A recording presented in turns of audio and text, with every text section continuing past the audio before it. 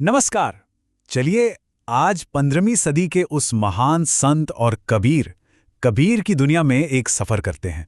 कमाल की बात यह है कि उनकी बातें सदियों पुरानी हैं, पर आज भी उतनी ही सच्ची और सटीक लगती हैं।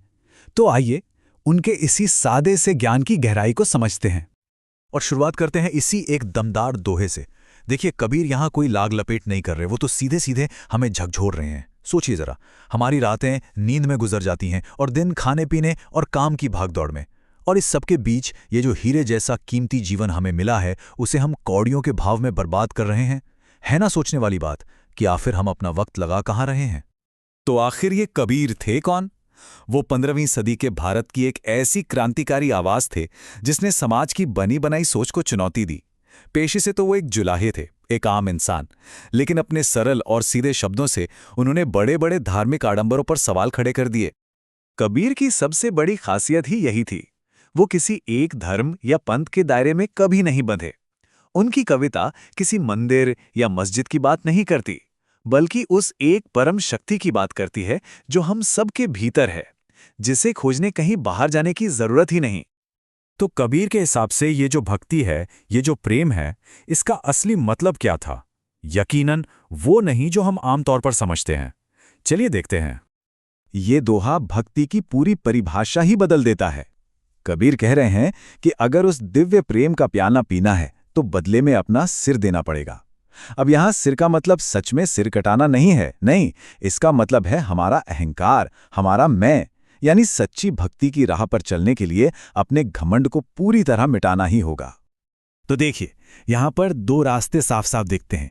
एक रास्ता है लेन देन का, जहां हम भगवान की पूजा करते हैं कुछ पाने की उम्मीद में, और दूसरा रास्ता है कबीर का, जिसमें कोई शर्त नहीं, कोई मांग नहीं, बस पूर्ण समर्पण है, जहां भक्त और भगवान के बीच कोई फासला ही नहीं बचता।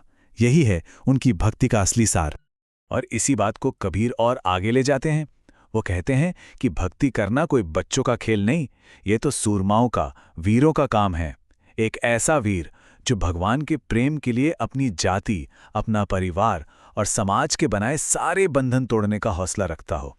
उनके लिए सच्ची भक्ति का मतलब ही इन सभी पहचानों से आज़ाद हो जाना था। अच्छा, भक्ति और गुरु की बात तो ठीक है, लेकिन कबीर ने हमारी आम जिंदगी की जो खामियां हैं ना, उन पर भी बड़ी गहरी चोट की है। वो सिर्फ एक संत नहीं, एक बहुत बड़े समाज सुधारक भी थे। जरा सोचिए, कड़वे बोल। कबीर कहते हैं कि ये दुनिया में सबसे बुरी चीज है। तलवार का घाव तो शायद भर भी जाए, लेकिन बुरे शब्दों से जो हार होती है, जो दिल टूटता है, उसका जख्म कभी नहीं भरता। वो रिश्तों में ऐसी गांठ छोड़ जाता है जिसे खोलना नामुमकिन हो जाता है। कबीर यहां एक सीधी सी बात कहते हैं, जहां मन में दुनिया भर की ख्वाहिशें यानी वासना है, वहां ईश्वर के लिए, उसके नाम के लिए जगह ही नहीं बचती। उन्होंने इसे सूरज और रात के उदाहरण से कितनी खूबसूरती से समझाया है। क्या कभी सूरज और रात एक साथ रह सकते हैं? कभी नहीं। ये एक बहुत बहुत गहरी बात है। कबीर कहते हैं कि दुनिया में दुश्मन बाहर नहीं, हमारे मन के अंदर हैं। अगर हमारा मन शांत हो जाए, शीतल हो जाए, तो कोई दुश्मन नजर ही नहीं आएगा। सारा खेल इस आपा यानी इस मैं को, इस अहंकार को छोड़ने का है। जैसे ही ये मैं खत्म होता है, हर कोई अपना लगने लगता है। कितनी कमाल की बात है ये। लोहा तो एक ही होता है ना, लेकिन उसे गढ़ने का तरीका बदल जाता है तो उसका रूप और काम दोनों बदल जाते हैं। उसी लोहे से ढाल बनती है जो बचाती है, और उसी से तलवार बनती है जो जान लेती है। मतलब हम सब एक ही मिट्टी के बने हैं, पर हम क्या बनते हैं, ये चुनाव पूरी तरह हमारा है। तो अब आते हैं कबीर के दर्शन के सबसे जरूरी हिस्से पर, और वो है गुरु। वो रोशनी जो हमें अज्ञान के अंधेरे से बाहर निकालती है। गुरु शब्द को ही अगर तोड़कर देखें तो गु मतलब अंधेरा और रू मतलब उसे हटाने वाला। कितना सुंदर मतलब है। जो अंधकार को मिटा दे वही तो गुरु है। कबीर के लिए गुरु सिर्फ एक टीचर नहीं, बल्कि वो प्रकाश हैं जो हमारी जिंदगी से अज्ञान का अंधेरा हटाते हैं। इस दोहे में कबीर ने गुरु की कीमत बताई है, और वो अनमोल है। वो कहते हैं कि ये शरीर तो जहर की बेल जैसा है, लेकिन गुरु अमृत की खान है। और अगर अपना सब कुछ, यहां तक कि अपना सिर देकर भी ऐसा सच्चा गुरु मिल जाए, तो समझ लेना कि सौदा बहुत सस्ता हुआ है। तो गुरु आखिर करते क्या है? कबीर के हिसाब से गुरु 4 बड़े काम करते हैं। सबसे पहले वो हमारे अंदर ज्ञान की लौ जलाते हैं। फिर वो हमें इस दुनिया के बंधनों से आज़ाद होने का रास्ता दिखाते हैं। वो हमें सच क्या है ये बताते हैं, और आखिर में हमारी सारी कमियों को, हमारे सारे दोषों को धो डालते हैं। मतलब गुरु के बिना तो ये आध्यात्मिक सफर मुमकिन ही नहीं है। तो इतनी सारी बातें हो गईं, अब सवाल ये है कि इन सब का आज हमारी जिंदगी में क्या मतलब है। चलिए इसे समेटते। तो इस पूरी बातचीत से हम क्या सीख सकते हैं? पहली और सबसे जरूरी बात कि सच को ढूंढने के लिए कहीं बाहर जाने की जरूरत नहीं, वो तो हमारे अंदर ही है।